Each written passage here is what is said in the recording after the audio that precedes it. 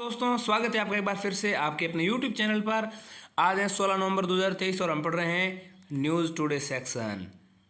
आज की पहली खबर है, आदिवासी स्वतंत्रता सेनानी भगवान बिरसा मुंडा के सम्मान में देश भर में जनजातीय गौरव दिवस ट्राइबल प्राइड डे मनाया गया।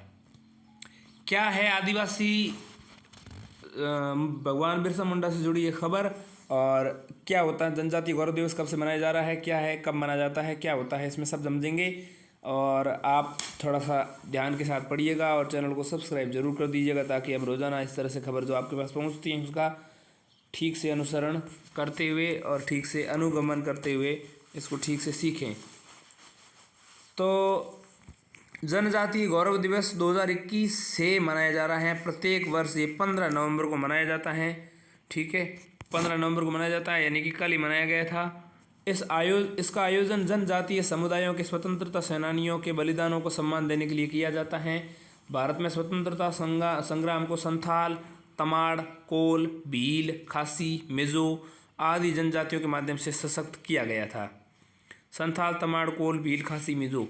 ठीक है, 15 नवंबर की तिथि श्री बिरसा मुंडा की जयंती भी है। उन्हें देश भर के जनजातीय समुदाय भगवान के रूप में पूजते हैं। बिरसा मुंडा 1875 से 1901 के दरमियान इनका जीवन काल था। 1875 में इनका जन्म हुआ था, 1901 में इनको फांसी दे दी गई थी। प्रारंभिक जीवन की बात करें तो भगवान बिरसा मुंडा को धरती आबा के नाम से भी जाना जाता है। उनका जन्म छोटा नागपुर पठार क्षेत्र झारखंड के खूंटी जिले में उलिहातू में मुंडा जनजाति में हुआ था। छोटा नागपुर पठार झारखंड में है और खूंटी जिला वहाँ पर है, और वहाँ के उलियातू में इनका मुंडा परिवार में जन्म हुआ था। सामाजिक सुधार, उन्होंने प्रार्थना के महत्व, शराब से दूर रहने, ईश्वर में विश्वास रखने एवं आचरण संहिता का पालन करने पर जोर दिया था। इन्हीं आदर्शों के आधार पर उन्होंने बिरसाइत मत की शुरुआत की थी। बिरसाइत, ठीक है, ये इनका अपना एक मत है। आदिवासी लोगों के धर्मांतरण को रोकना भी इसका एक उद्देश्य था बिरसाइत मत का। अब हम बात कर रहे हैं उल गुलान आंदोलन की। तो उल गुलान आंदोलन क्या है? इन्होंने स्थानीय अधिकारियों द्वारा जनजातियों के शोषण के खिलाफ उल गुलान यानी द ग्रेट टमल्ट नामक आंदोलन शुरू किया। उल गुलान, इस आंदोलन के दबाव में ब्रिटिश शासन ने 1908 में छोटा नागपुर काश्तकारी अधिनियम पारित किया। छोटा नागपुर काश्तकारी अधिनियम 1908 का पारित ब्रिटिश सरकार ने किया, और इस अधिनियम ने आदिवासी लोगों से गैर आदिवासियों को भूमि हस्तांतरित करने पर प्रतिबंध लगा दिया था। यानी आदिवासी लोगों से गैर आदिवासी लोगों को आप भूमि नहीं दे सकते, इस पर प्रतिबंध लगा दिया था। नैतिक मूल्य क्या है? दृढ़ता, साहस और नम्यता। इस अवसर पर सरकार ने विकसित भारत संकल्प यात्रा, प्रधानमंत्री विशेष रूप से कमजोर जनजातीय समूह, ठीक है, PVTG विकास मिशन की शुरुआत की। ठीक है, तो इस अवसर पर ये जो 2021 से मनाया जा रहा है 15 नवंबर को, आदिवासी स्वतंत्रता सेनानी भगवान बिरसा मुंडा के जयंती यानी जन्मदिन का दिन भी है ये, और इस दिवस का नाम है जनजातीय गौरव दिवस। तो इस अवसर पर ये जो मनाया गया अभी विकसित भारत संकल्प यात्रा, एक तो ये, और दूसरी प्रधानमंत्री विशेष रूप से कमजोर जनजातीय समूह यानी कि प्रधानमंत्री विशेष रूप से PVTG विकास मिशन, इन दोनों मिशनों की शुरुआत यहाँ पर की गई हैं। बात करते हैं अगली खबर की, तो वो है प्रधानमंत्री जनजाति आदिवासी न्याय महाअभियान यानी PM जनमत लॉन्च किया। प्रधानमंत्री जनजाति आदिवासी न्याय महाअभियान लॉन्च किया गया है। ये प्रधानमंत्री जनजाति आदिवासी महाअभियान क्या है? PM यानी कि प्राइम मिनिस्टर जनजाति आदिवासी न्याय महाअभियान को जनमत कहते हैं।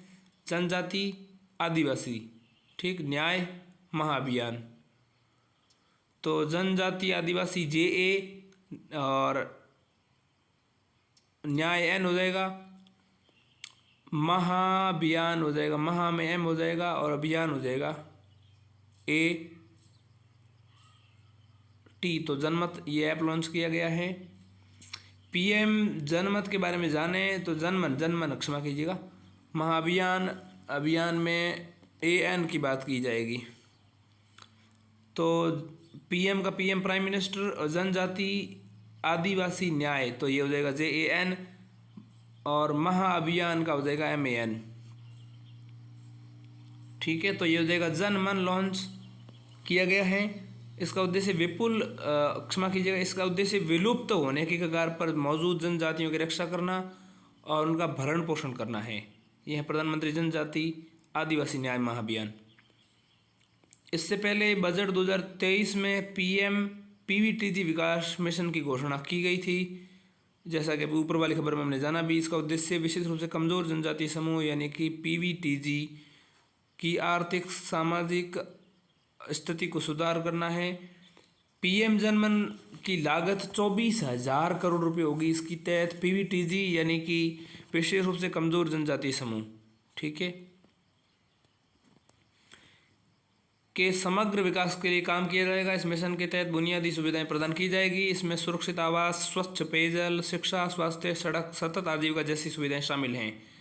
इसके अलावा आयुष्मान भारत योजना, TB उन्मूलन योजना, 100% टीकाकरण कार्यक्रम, PM सुरक्षित मातृत्व योजना, PM पोषण योजना जैसी अलग अलग योजनाओं के पूर्ण कवरेज पर ध्यान केंद्रित किया जाएगा। PVTG के बारे में जाने तो भारत में PVTG के रूप में दर्ज आदिवासी समुदाय को सबसे वंचित और सबसे कम अधिकार प्राप्त आदिवासी समुदाय माना जाता है।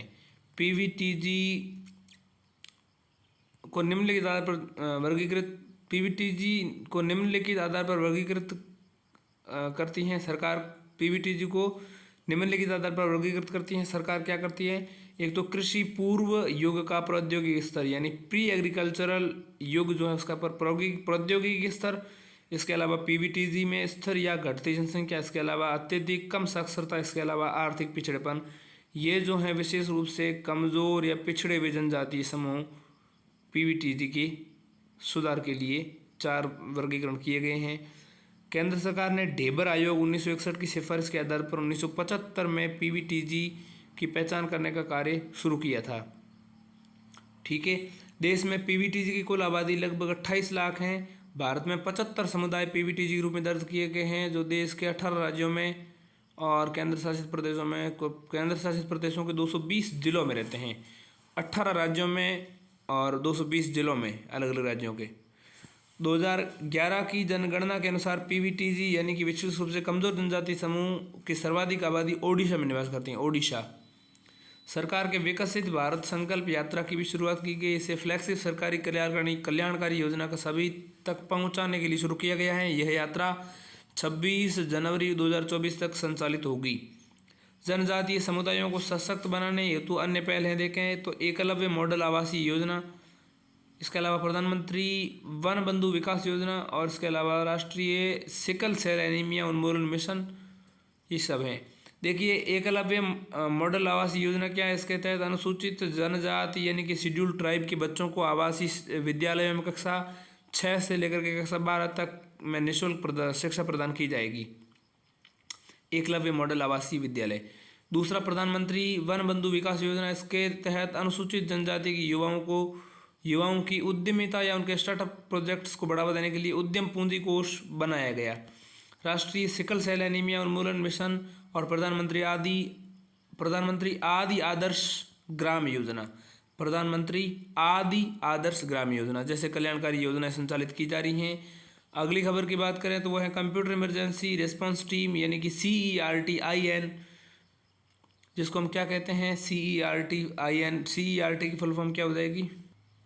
Computer emergency response team. तो कंप्यूटर इमरजेंसी रिस्पांस टीम यानी CERT-IN कंप्यूटर के सुरक्षा उल्लंघन से जुड़ी घटनाओं पर प्रतिक्रिया देने के लिए राष्ट्रीय नोडल एजेंसी है और इसने वार्षिक रिपोर्ट 2022 जारी की है। इसकी स्थापना 2004 में की गई थी। ये संस्था इलेक्ट्रॉनिक्स और सूचना प्रौद्योगिकी मंत्रालय यानी ministry of electronics and information technology यानी MEITI के तत्वावधान में कार्य करती हैं। सूचना प्रौद्योगिकी संशोधन अधिनियम 2008 के तहत CERT यानी computer emergency response team IN में निम्नलिखित कार्य सौंपे गए हैं। और ये 2008 का जो एक्ट है उस एक्ट के तहत, जिसको हम क्या कहते हैं? IT amendment act 2008। वैसे IT एक्ट 2000 का है मेरे हिसाब से। साइबर हमलों से जुड़ी, ध्यान दीजिएगा, साइबर हमलों से जुड़ी घटनाओं की रोकथाम, ये पहला कार्य। दूसरा, ऐसी घटनाओं की स्थिति में आवश्यक उपाय करना और सुरक्षा गुणवत्ता प्रबंधन सेवाएं प्राप्त करना दूसरा कार्य। और ये संस्था 2400 घंटे यानी 24x7 कार्य करती हैं। रिपोर्ट जिसको हम कहते हैं वार्षिक रिपोर्ट 2022 इस CERT के द्वारा जारी। इस रिपोर्ट के मुख्य बिंदु पर नजर डालेंगे, लेकिन उससे पहले हमें समझ लेना चाहिए साइबर खतरों से निपटने के लिए सरकार द्वारा शुरू कौन कौन सी पहलें की गई हैं। तो पहले है भारतीय साइबर अपराध समन्वय केंद्र, भारतीय साइबर अपराध समन्वय केंद्र, Indian cyber crime coordination centre, ठीक, इंडियन कोऑर्डिनेशन सेंटर, I4C इसको कहते हैं, I4C है। 4C क्यों है, देखो cyber crime coordination centre 4C हो गया, I 1 हो गया, इसको I4C कहते हैं। हम ICCC 4 बार लिख दो।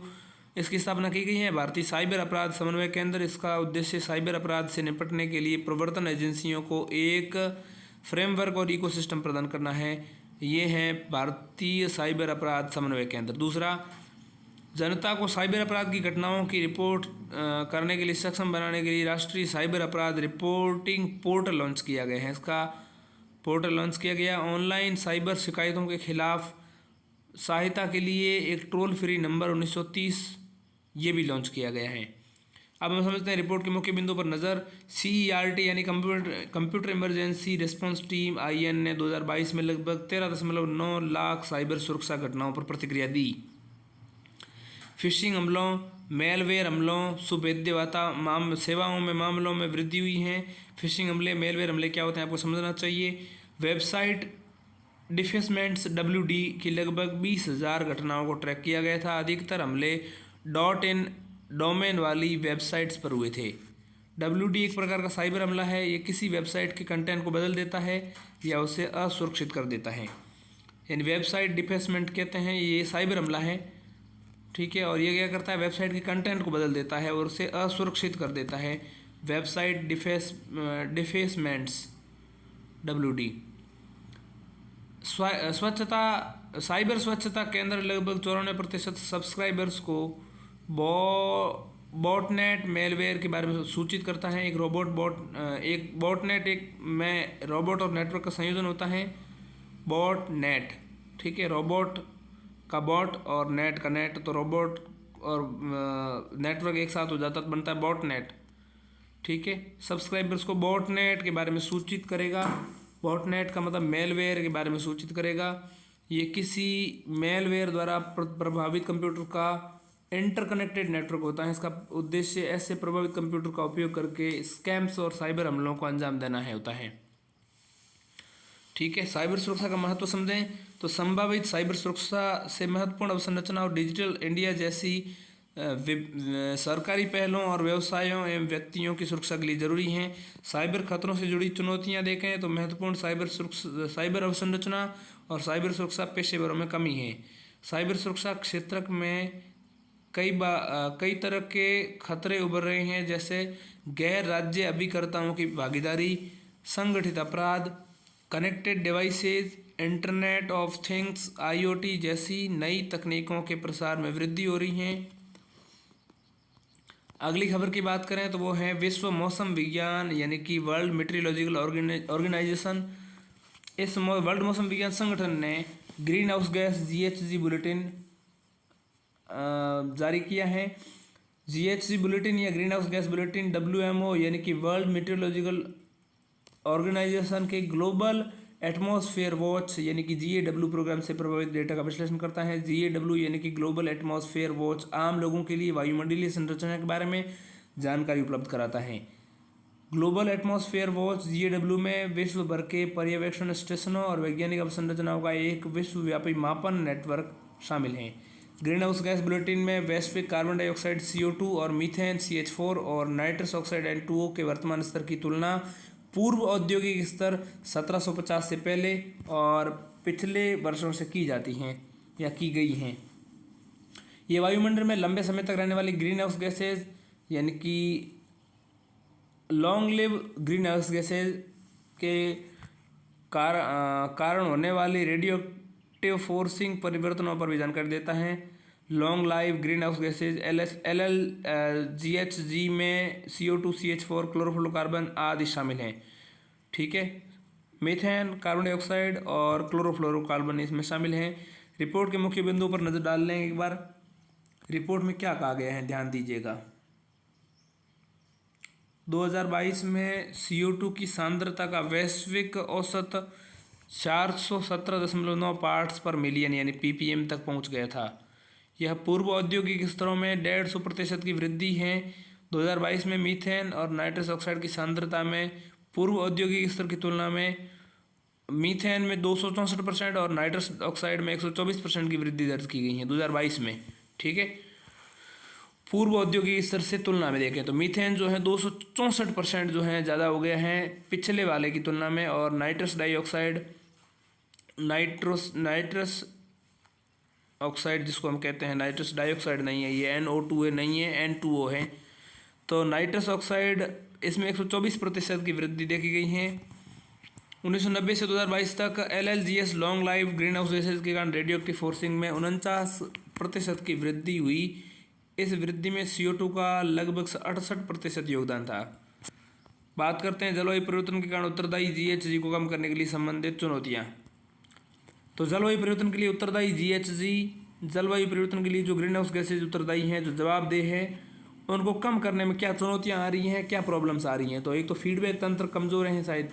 जलवायु परिवर्तन में कई फीडबैक लूप्स मौजूद है। इसमें मृदा से कार्बन उत्सर्जन में वृद्धि तथा महासागरों और वनों द्वारा कार्बन के अवशोषण में कमी। तो एक तो मृदा से कार्बन डाइऑक्साइड उत्सर्जन में वृद्धि और महासागरों और वनों द्वारा कार्बन के अवशोषण में कमी। तो मृदा से कार्बन उत्सर्जन में वृद्धि हो रही है, मृदा से कार्बन जो है धीरे धीरे बढ़ता जा रहा है बार। और महासागरों और वनों के द्वारा अवशोषण भी कम किया गया है इस बार। तो क्लाइमेट फीडबैक लूप तब उत्पन्न होता है जब पृथ्वी प्रणाली के एक हिस्से में परिवर्तन से प्रणाली के अन्य हिस्से भी उसी दिशा में परिवर्तित होने लगते हैं। दूसरा है टिपिंग पॉइंट। जलवायु टिपिंग पॉइंट तक पहुंच सकते हैं। क्लाइमेट टिपिंग जलवायु टिपिंग पॉइंट तक पहुंच सकती हैं। क्लाइमेट टिपिंग पॉइंट्स वे सीमाएं हैं जिनके द्वारा वैश्विक क्लाइमेट को, जलवायु को प्रभावित करने वाले ऐसे बदलाव आएंगे जिन्हें रोका नहीं जा सकेगा। क्लाइमेट टिपिंग पॉइंट मतलब चरम बिंदु कह सकते हैं एक तरीके से। प्राकृतिक परिघटनाओं की वजह से भिन्नता। अल नीनो जैसी प्राकृतिक परिघटनाओं के कारण CO2, CH4, N2O की सांद्रता अलग अलग होती हैं। अगली खबर की बात करें तो long life green house gases की वजह से रेडियो एक्टिव फोर्सिंग के बारे में जानें। तो रेडियो एक्टिव फोर्सिंग पृथ्वी के वायुमंडल में प्रवेश करने वाली ऊर्जा, जिसको हम सौर विकिरण कहते हैं, उसकी मात्रा तथा पृथ्वी के वायुमंडल से बाहर निकलने वाली ऊर्जा की मात्रा के बीच का अंतर है रेडियो एक्टिव फोर्सिंग, उसको हम कहते हैं। इस तथ्य की माप है ये गैसें पृथ्वी के ऊर्जा संतुलन को कितना प्रभावित करती हैं। वायुमंडल में इन गैसों की सांद्रता अधिक होने पर कुछ ऊष्मा पृथ्वी पर ही रह जाती हैं और अंतरिक्ष में वापस नहीं जा पाती। इसके कारण पृथ्वी का तापमान बढ़ जाता है। VMO के बारे में जाने तो ये संयुक्त राष्ट्र UN की एक विशेष एजेंसी। इसका मुख्यालय जेनेवा स्विट्जरलैंड में है। इसकी उत्पत्ति 1950 में इसकी स्थापना हुई। इसकी उत्पत्ति WMO की, वर्ल्ड मेट्रोलॉजिकल ऑर्गेनाइजेशन की, UN की एक विशेष एजेंसी है WMO। मुख्यालय जेनेवा स्विट्जरलैंड में है जैसे बताया मैंने, और उत्पत्ति 1950 में की गई। इसके सदस्यों की बात करें तो भारत सहित 187 सदस्य हैं और 6 राज्य क्षेत्र इसमें शामिल हैं। ये खबर हो गई। अब हम अगली खबर की ओर बढ़ते हैं। भारत, संयुक्त राज्य अमेरिका और IPEF के 12 अन्य सदस्यों ने आपूर्ति श्रृंखला लोचशीलता समझौते पर हस्ताक्षर किए। Indo Pacific economic framework for prosperity IPEF को 2022 में लॉन्च किया गया था। ये एक अमेरिकी नेतृत्व वाला फ्रेमवर्क है। इंडिया पैसिफिक इकोनॉमिक फ्रेमवर्क और फॉर किसके लिए, प्रोस्पेरिटी 2022 में लॉन्च किया गया था। भारत, संयुक्त राज्य अमेरिका और IPEF के 12 अन्य सदस्यों ने आपूर्ति श्रृंखला लोचशीलता समझौते पर हस्ताक्षर किए हैं। फिलहाल इसका उद्देश्य फ्रेमवर्क के सदस्यों के आपसी संबंधों को मजबूत करना, हिंद प्रशांत यानी इंडो पैसिफिक क्षेत्र से संबंधित महत्वपूर्ण आर्थिक और व्यापारिक मामलों में संलग्न होना है। यह कोई मुक्त व्यापार समझौता नहीं है, फ्री ट्रेड एग्रीमेंट नहीं है, FTA नहीं है। IPEF के 14 भागीदार देश कौन कौन हैं? ऑस्ट्रेलिया, ब्रुनेई, फिजी, इसके अलावा प्रशांत क्षेत्र के देश इसमें शामिल हैं। इसके अलावा यहाँ देखें तो भारत हैं, इंडोनेशिया है, जापान है, कोरिया है, गणराज्य है, मलेशिया है, न्यूजीलैंड है, फिलीपींस है, सिंगापुर, थाईलैंड, वियतनाम, संयुक्त राज्य अमेरिका भी इसमें सम्मिलित हैं, भारत भी सम्मिलित हैं। IPEF India Pacific economic framework for prosperity के भागीदार देशों की वैश्विक सकल घरेलू उत्पाद में GDP में 40% और वैश्विक वस्तु एवं सेवा व्यापार में 28% की हिस्सेदारी है। तो IPEF भागीदार देश जितने भी हैं उनकी 40% तो वर्ल्ड GDP में इसका योगदान है। इसके अलावा वैश्विक वस्तु एवं सेवा व्यापार में 28% की हिस्सेदारी है। IPEF India Pacific economic framework for prosperity के 4 स्तंभ हैं। भारत 3 स्तंभ शामिल हो गए हैं, लेकिन व्यापार स्तंभ से बाहर हैं। ठीक है। समझौते के बारे में जाने तो इसका उद्देश्य वैश्विक आपूर्ति श्रृंखलाओं को बेहतर और मजबूत करना, साथ ही इन आपूर्ति श्रृंखलाओं की अनुकूलनशीलता, स्थिरता, संधारणीयता को बढ़ावा देना भी इसका उद्देश्य इसमें शामिल है। ये समझौता किन्हीं 5 सदस्य देशों द्वारा कार्यान्वयन के बाद लागू होगा। IPEF India Pacific economic framework for prosperity आपूर्ति श्रृंखला परिषद इस समझौते की निगरानी और कार्यान्वयन करेगी। IPEF आपूर्ति श्रृंखला परिषद जो है निगरानी करने वाला संस्थान या परिषद होगी। भारत के लिए समझौते के मुख्य लाभ देखें तो यह आर्थिक जोखिमों को कम करेगा और महत्वपूर्ण क्षेत्रों में विकल्प प्रदान करेगा। साथ ही सदस्यों को अपनी आर्थिक श्रृंखलाओं में विविधता लाने और चीन की आपूर्ति श्रृंखलाओं पर निर्भरता को कम करने में सक्षम बनाएगा। ठीक है। इसके अलावा यह आर्थिक समृद्धि के लिए निवेश जुटाने में सहायक होगा। वैश्विक मूल्य श्रृंखलाओं में भारत का बेहतर एकीकरण तभी संभव हो सकेगा। भारतीय उत्पादों के निर्यात को सुगम बनाने के लिए एक निर्बाध क्षेत्रीय ट्रेड इकोसिस्टम का निर्माण करेगा। IPEF के जैसे मैंने बताया India Pacific economic framework for prosperity, इसके 4 पिलर्स हैं। पहला है व्यापार, दूसरा आपूर्ति श्रृंखला, तीसरा है स्वच्छ ऊर्जा, चौथा है अवसंरचना एवं विकार्बनीकरण। ठीक।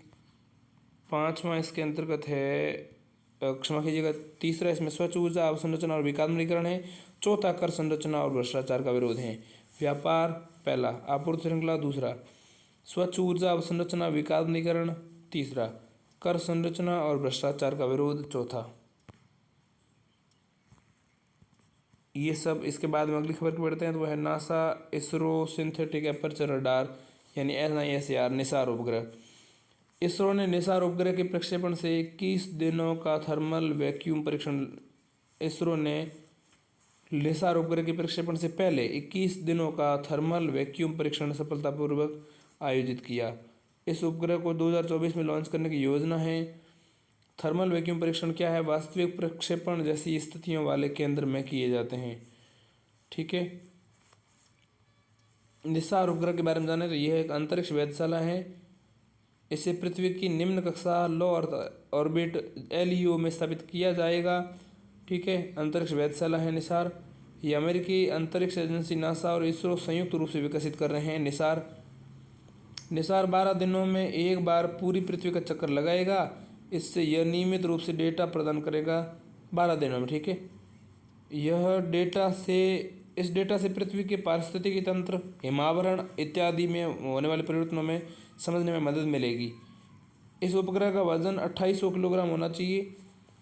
ठीक है। और L बैंड और S band synthetic aperture radar SAR, इसको जिसको हम कहते हैं SAR, इन दोनों उपकरण लगे होंगे इसमें। L बैंड का भी सिंथेटिक एपर्चर रडार लगा होगा, SAR लगा होगा, और S बैंड का भी SAR लगा होगा। इससे यह दोहरी आवृत्ति इमेजिंग वाला रडार उपग्रह बन जाएगा। एल बैंड रडार की बात करें तो 15 से 30 सेंटीमीटर की तरंग दैर्ध्य पर काम करते हैं। इस तरंग दैर्घ्य का उपयोग क्लियर एयर टर्बुलेंस CAT का अध्ययन करने के लिए किया जाता है। और S रडार 8 से 15 सेंटीमीटर की तरंग दैर्ध्य पर काम करते हैं। यह मौसम का अध्ययन करने के लिए उपयोगी हैं। इसमें 39 फुट का सोने की जाली वाला एंटीना रिफ्लेक्टर लगा होता है। यह एंटीना ऊपर की ओर लगे उपकरण से रडार संकेतकों को प्राप्त कर सकेगा। निसार का महत्व, बड़ा इमेजिंग प्लेटफॉर्म 240 किलोमीटर से भी अधिक की वजह से यह 12 दिन में पूरा पृथ्वी का इमेज प्राप्त करेगा। ठीक है। डुअल बैंड रडार से युक्त होने के कारण इससे उच्च परिशुद्धता और रिजोल्यूशन जो 1 सेंटीमीटर से भी कम की होगी वाला डेटा प्राप्त होंगे। यह भारतीय तटों, इसके अलावा अंटार्कटिका, डेल्टाई क्षेत्रों में बैथीमेट्री संबंधी परिवर्तनों पर डेटा प्रदान करेगा। बैथीमेट्री जल निकायों के तल, बेड और फ्लोर का अध्ययन करेगा। बैथीमेट्री जल निकाय में तल और नितल दोनों का अध्ययन करेगा। तल या नितल, ठीक है। यह पारिस्थितिकी तंत्र में होने वाले बदलावों, आइस शीट्स में के टूटने और प्राकृतिक विपदाओं के डेटा भी प्रदान करेगा। अब हम बात करते हैं निसार ग्रह के उपयोग क्या? पारिस्थितिकी तंत्र और संसाधन उपयोग करने वाली जानकारी प्रदान करना। इस उपग्रह का वन आवरण और भूमि उपयोग, तेल गैस अन्वेषण, जल संसाधन इत्यादि के क्षेत्र में उपयोग किया जाएगा। आपदा प्रबंधन, ये भूकंप, भूस्खलन, तेज रिसाव के स्रोत का पता लगाने और आपदा के बारे में प्रभावों को पता लगाने के लिए उपयोगी सिद्ध होगा। क्रायोस्फीयर की निगरानी में यह परमाफ्रोस्ट, आइस शीट, ग्लेशियरों आदि में परिवर्तन को समझने के लिए मदद करेगा। अगली बात करें खबरों की, तो वह सुर्खियां में पहली खबर है WGI, विश्व बैंक के विश्वव्यापी गवर्नेंस संकेतक, ठीक है। हाल ही में मुख्य आर्थिक सलाहकार ने विशेष रूप से उभरती अर्थव्यवस्थाओं की रेटिंग के लिए मूल्यांकन के लिए WGI यानी कि विश्वव्यापी गवर्नेंस संकेतक, ठीक है, तो वर्ल्डी गवर्नेंस इंडेक्स जिसको हम WGI कहते हैं, WGI के उपयोग को लेकर चिंतित हैं। उल्लेखनीय है कि क्रेडिट रेटिंग एजेंसियां रेटिंग के मूल्यांकन हेतु विश्व बैंकों के WGI का उपयोग करती हैं। WGI देशों के समय के साथ शासन के प्रति बदलती धारणाओं में व्यापक पैटर्न का आकलन करने में शोधकर्ताओं और विश्लेषकों की मदद से डिज़ाइन किया गया है। WGI यानी कि वर्ल्डी गवर्नेंस इंडेक्स निम्नलिखित 6 आयामों के आधार पर 215 देशों और राज्य क्षेत्रों को रैंकिंग प्रदान करता है। अभिव्यक्ति जवाबदेही, दूसरा राजनीतिक स्थिरता और हिंसा की अनुपस्थिति, तीसरा सरकारी प्रभावशीलता और विनियामक गुणवत्ता, कानून का शासन, भ्रष्टाचार पर नियंत्रण। ये जो है हमारे आज की पहली सुर्खी है। तो एक बार पहली सुर्खी पर फिर से नजर डालते हैं। विश्व बैंक के विश्वव्यापी गवर्नेंस संकेतक। विश्व बैंक जो है, वर्ल्ड बैंक जो है WB, उस WB के विश्वव्यापी गवर्नेंस इंडेक्स WGI की बात कर रहे हैं हम। तो हाल ही में मुख्य आर्थिक सलाहकार ने विशेष रूप से उभरती अर्थव्यवस्थाओं की रेटिंग के लिए मूल्यांकन के लिए WGI यानी कि विश्वव्यापी गवर्नेंस संकेतक, उसके संकेतक के लिए WGI के उपयोग को लेकर के चिंता जताई है। उल्लेखनीय है कि क्रेडिट रेटिंग एजेंसियां रेटिंग के मूल्यांकन हेतु विश्व बैंक के WGI का उपयोग करती हैं, ठीक है। क्रेडिट रेटिंग एजेंसियां जो होती हैं रेटिंग के लिए मूल्यांकन के हेतु विश्व बैंक के जो WGI है उसका उपयोग करती हैं। WGI को देशों में समय के साथ शासन के प्रति बदलती धारणाओं को व्यापक पैटर्न का आकलन करने के लिए शोधकर्ताओं और विश्लेषकों की मदद के लिए डिजाइन किया गया है। WGI शासन के निम्नलिखित 6 आयामों के आधार पर 215 देशों और राज्य क्षेत्रों को रैंकिंग प्रदान करता है। एक तो अभिव्यक्ति और जवाबदेही के आधार पर 215 देशों और अन्य राज्य क्षेत्रों को रैंकिंग, इसके अलावा राजनीतिक स्थिरता और हिंसा की अनुपस्थिति, दूसरा सरकारी प्रभावशीलता और तीसरा विनियामक गुणवत्ता, चौथा कानून की व्यवस्था, पांचवा भ्रष्टाचार पर नियंत्रण।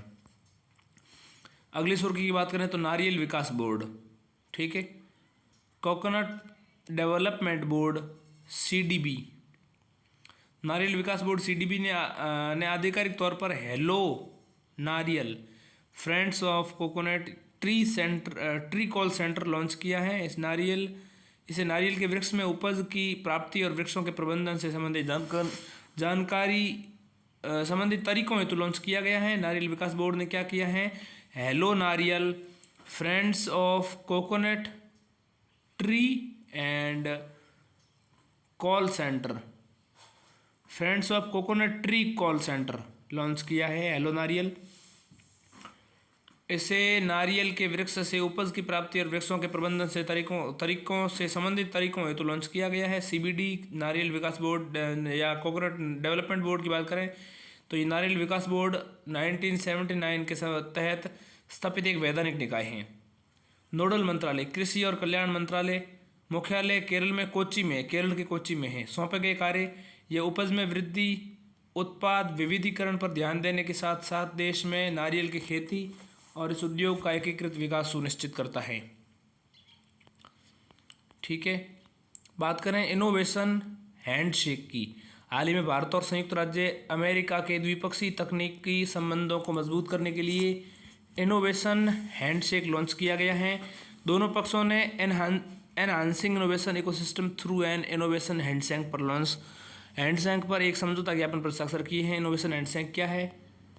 इनोवेशन हैंडशेक हाल ही में भारत और यूएसए ने द्विपक्षीय तकनीकी संबंधों को मजबूत करने के लिए, टेक्निकल जो रिलेशंस हैं उनको मजबूत करने के लिए, उनको पावरफुल करने के लिए इनोवेशन हैंडशेक लॉन्च किया है। और ये टेक्निकल मामलों से जुड़ा हुआ भारत और यूएसए का द्विपक्षीय लॉन्च है। ठीक है, ये क्या है? मजबूत करने के लिए, द्विपक्षीय संबंधों को मजबूत करने के लिए ये इनोवेशन हैंडशेक लॉन्च किया गया है। दोनों पक्षों ने enhancing innovation ecosystem through an innovation handshake पर एक समझौता ज्ञापन पर हस्ताक्षर किया है, MOU पर हस्ताक्षर किए हैं। एक अवधारणा के तौर पर इनोवेशन हैंडशेक का विकास अमेरिका भारत वाणिज्यिक वार्ता के दौरान हुआ था ताकि महत्वपूर्ण और उभरती प्रौद्योगिकियों यानी कि CET में सहयोग को बेहतर किया जा सके। उद्देश्य की बात करें तो गतिशील स्टार्टअप इकोसिस्टम को कनेक्ट करना, इसके अलावा स्टार्टअप इकोसिस्टम को कनेक्ट करना, इसके अलावा सहयोग के लिए विनियामकीय बाधाओं को दूर करना, स्टार्टअप्स के लिए फंड जुटाने हेतु जानकारी और सर्वोत्तम तरीके साझा करना और CET में नवाचार को बढ़ावा देना, ये सब इसके उद्देश्य हैं। राष्ट्रीय आपदा प्रबंधन संस्थान NIDM, national institute for disaster management, तो राष्ट्रीय संस्थान है national institution for disaster management, इसको हम NIDM निद्म कह रहे हैं। ठीक है, resilient India, disaster free India, ये इसकी थीम है। हाल ही में 2023 से 26 की अवधि के लिए भूस्खलन आपदा रोकथाम पर उत्कृष्टता केंद्र के रूप में वैश्विक मान्यता मिली है NIDM को।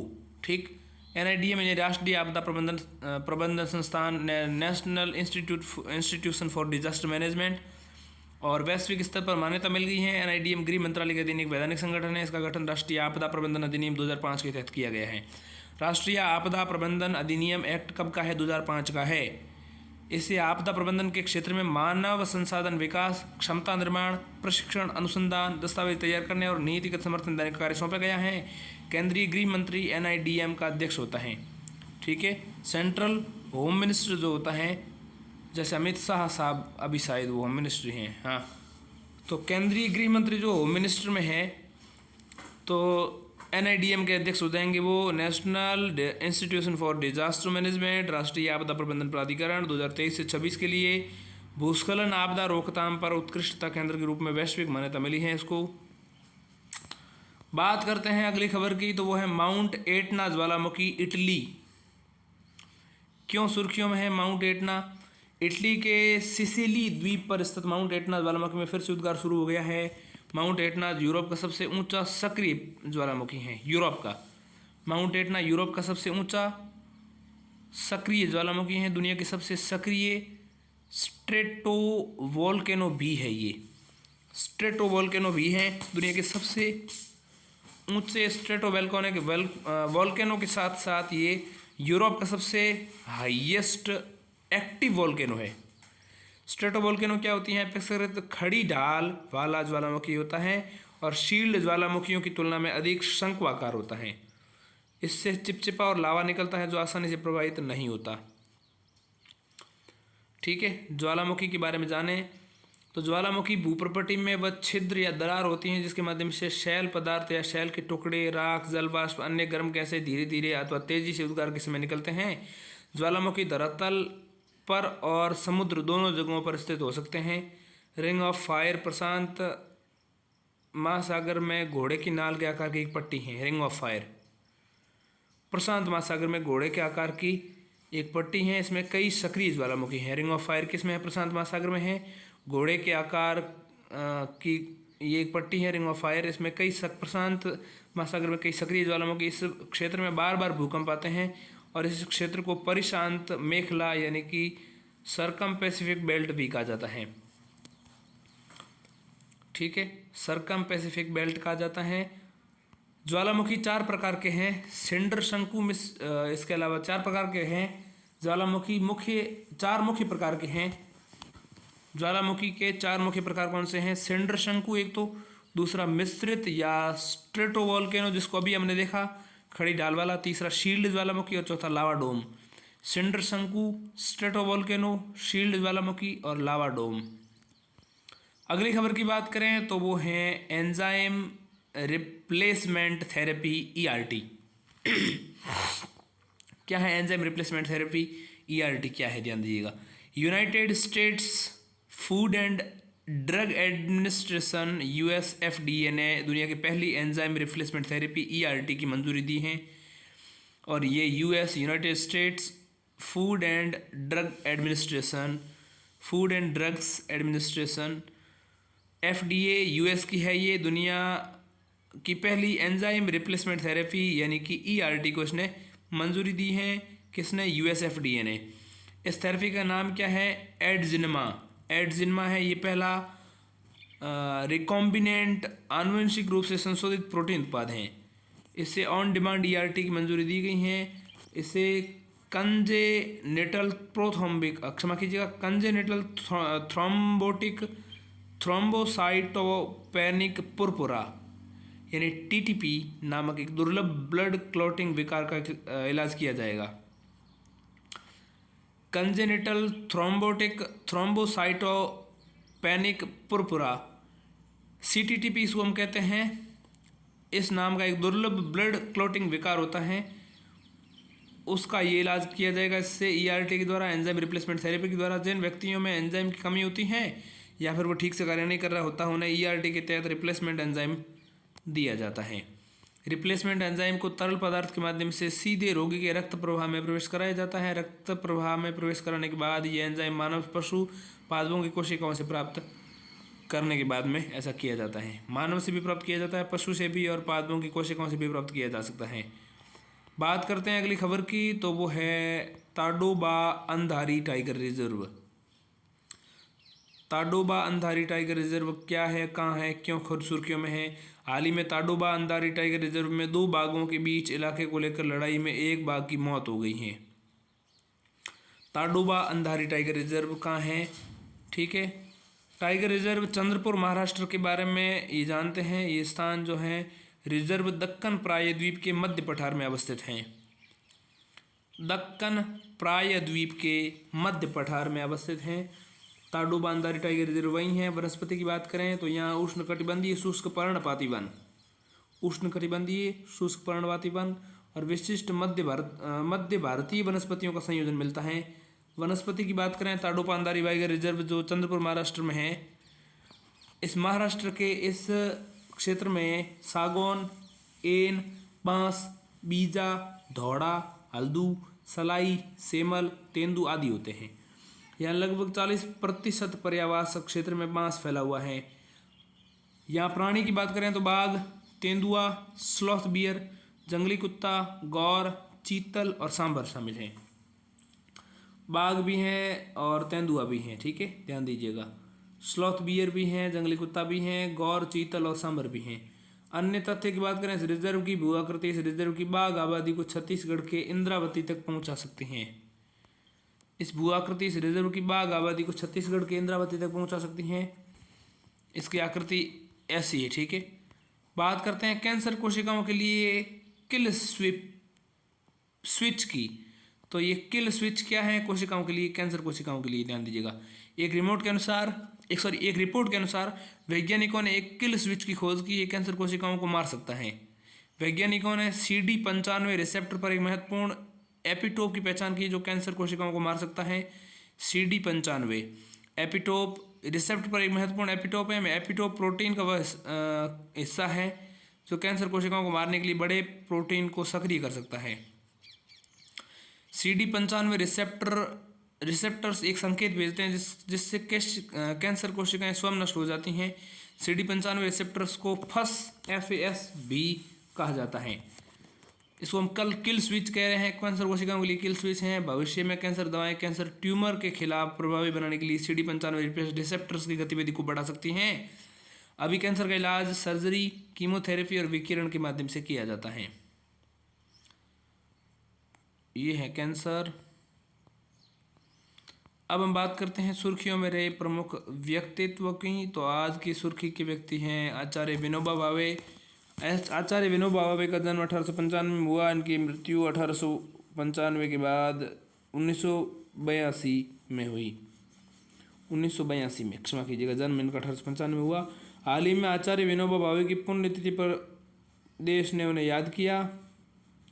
वे एक विद्वान, संत, महान समाज सुधारक थे। महात्मा गांधी का आध्यात्मिक उत्तराधिकारी माना जाता है इनको। योगदान की बात करें तो वे 1940 में गांधी जी के व्यक्तित्व सत्याग्रह का नेतृत्व करने वाले प्रथम व्यक्ति थे। सत्याग्रह का नेतृत्व करने वाले प्रथम व्यक्ति, गांधी जी के व्यक्तिगत सत्याग्रह। ठीक।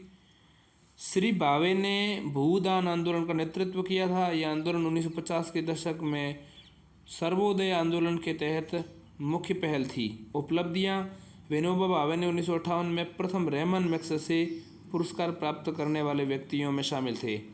उन्हें यह पुरस्कार सामुदायिक नेतृत्व के लिए दिया जाता था। उन्हें मरणोपरांत 1983 में भारत रत्न से सम्मानित किया गया था।